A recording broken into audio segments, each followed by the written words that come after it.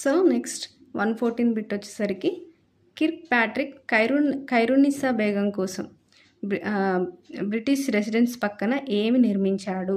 మన ఇందాక బిట్లో కిర్క్ ప్యాట్రికే మనకు బ్రిటిష్ రెసిడెన్స్ని కట్టించాడు అని చదువుకున్నాం కదండి.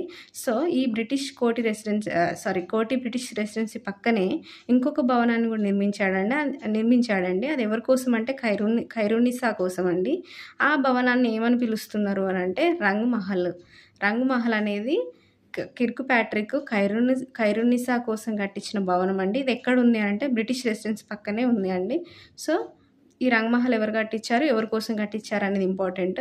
నెక్స్ట్ 115 బిట్ వచ్చేసరికి ఖైరునిసా రంగ్ మహల్ ప్రస్తుతం దేనిలాగా ఉపయోగపడుతుంది, దేనిలాగా వాడుతున్నారు అని అంటే ఫిజిక్స్ ల్యాబొరేటరీ లాగా వాడుతున్నారండి ఈ రంగ్ మహల్ని. ఈ రంగ్ మహల్ ఖైరునిసా కోసం కట్టించబడిన భవంతి.